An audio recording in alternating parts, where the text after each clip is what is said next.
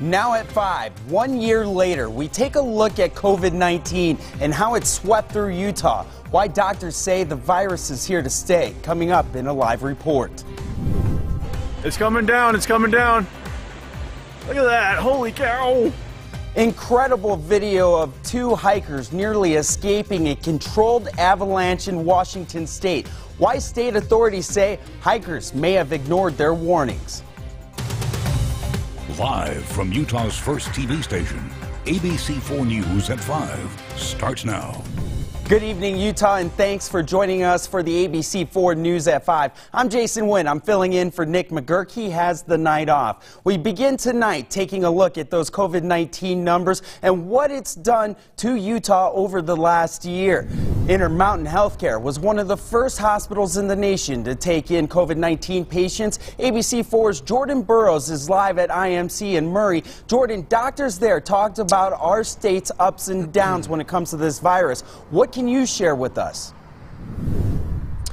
Jason, Utah has been trending in the right direction, but doctors say this COVID-19 pandemic is still far from over. Intermountain Healthcare even saying the COVID-19 pandemic has changed much of what we know about viruses. Dr. Ted Vento, he's an infectious disease physician with Intermountain, talked about the phone call he got from the CDC 1 year ago today, saying that there was a Utahn with COVID-19 from St. George that would be treated at his hospital at Intermountain Healthcare. He says that's when this pandemic became all too real.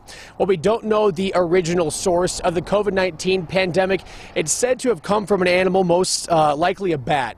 The COVID-19 pandemic hit Utah the hardest from this past November to January. Looking back at some of the numbers, Utah reported 100 COVID deaths. That's by the end of May, so from that end of February to May, 100 deaths, and then they hit the 1,000 death mark in December. Dr. Vento says because COVID-19 was a new virus, it was extremely difficult to treat at first, with the main question being, how do you protect others from this pandemic?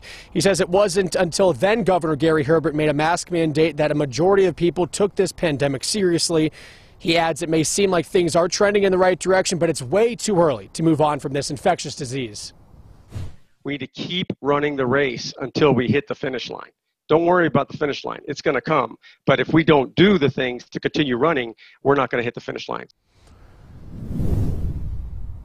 Just in January, the 7-day rolling average of COVID-19 cases was at 33%. Well, last check, that 7-day rolling average is now down to 11%. While we are far from COVID-19 pandemic being over, tonight at ABC4 at 10, we're going to hear from Mark Jurgensen. He's the first Utahn with COVID-19 to be treated here in Utah. Reporting live outside of Intermountain Healthcare in Murray, I'm Jordan Burroughs, ABC4 News. Thank you, Jordan. Looking forward to that report. Now let's take a look at those COVID-19 statistics here in Utah. Jordan was just talking about. The Utah Department of Health tells us we're continuing that downward trend today. There were 465 new cases of COVID-19. That brings our total cases to more than 371,000. Doctors say 203 people are in the hospital battling the virus. When it comes to vaccinations, more than 14,000 were administered since Saturday. That means more than 716,000 Utahns are now vaccinated against this virus. Tragically, health officials say 6 more Utahns have died. 4 men and 2 women all lost their lives to the coronavirus. 4 people dying at a hospital or in a long-term care facility, according to officials. That brings the state's death toll to more than 1,900. Here is the silver lining. Our rolling 7-day average sits around 647 cases. State officials say less than one out of every 8 COVID-19 tests come back with a positive result. And more good news tonight. The rollout of the 3rd authorized vaccine in the battle against COVID-19 is about to get underway. The CDC giving its recommendations tonight as Johnson & Johnson is expected to be sending out nearly 4 million vaccines in just the matter of hours. ABC's Mary Alice Parks has more on this for us. The United States now has a 3rd weapon in the fight against COVID-19. Johnson & Johnson's single-shot vaccine receiving emergency use authorization from the FDA on Saturday. We're confident in our finding that the Janssen COVID-19 vaccine meets our rigorous standards of safety and effectiveness. An independent CDC council meeting Sunday to review the data, making its public health recommendation. UPS trucks already lined up at this distribution center outside Louisville, ready for the rollout. 3.9 million doses of Johnson & Johnson's vaccine ready to ship out. 2.8 million of those to states and local jurisdictions. The rest to pharmacies, communities, and federally qualified health centers. So this vaccine has been shown to be 100% protective against hospitalizations and death, and 85% protective against severe disease for all the variants worldwide. Officials urging Americans to get vaccinated, no matter which vaccine is available. We believe that people should take the vaccine that they are able to access.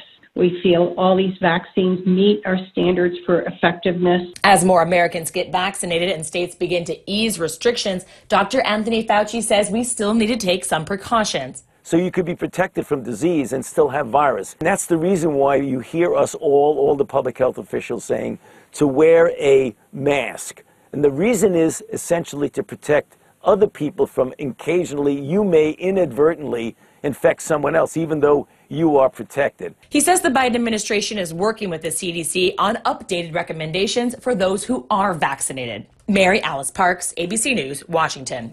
Thank you, Mary Alice. And now to that incredible video out of Washington State. An avalanche nearly smothering 2 hikers last Thursday as others took higher ground. Take a look at it as it goes underneath this bridge down a riverbank. Washington Department of Transportation says they triggered the avalanche and warned hikers of the danger, but hikers say they didn't know about it.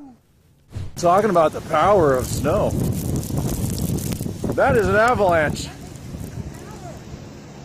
That is something else. Officials say they put notices online of the control of the avalanche. Hikers say there should have been signs. This is a good reminder to check on the weather before heading out and telling family and friends where you're going. Not to mention, don't forget to tell them what time you expect to be back. Now, closer to home, avalanche danger is ramping up across portions of Utah because of the latest snowfall.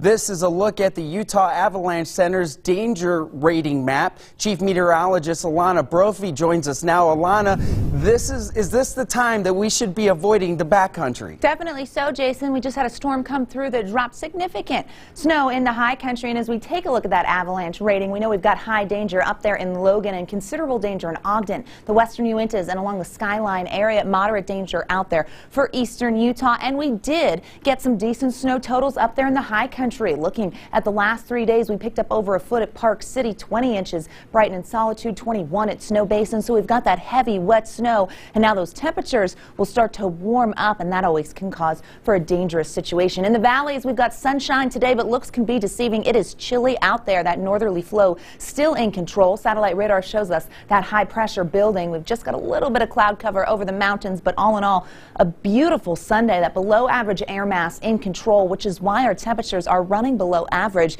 Typically this time of year we're in the mid to upper 40s, but not the case today. Sitting at 36 in Salt Lake, still freezing in Logan, 35 in Provo. Northerly winds often play into these temperatures and make it feel like it's colder than the numbers actually show. 39 in Moab, 51 in St. George. Real feel of the weather?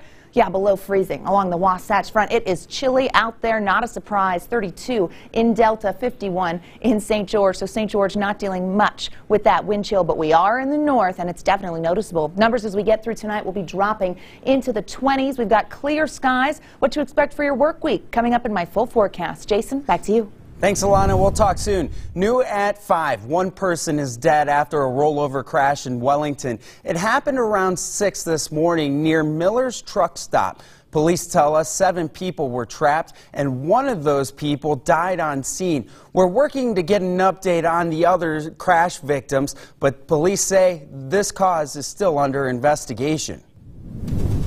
Former President Donald Trump making his first public appearance since leaving office at the CPAC convention in Orlando. His vision for the future of the Republican Party after the break.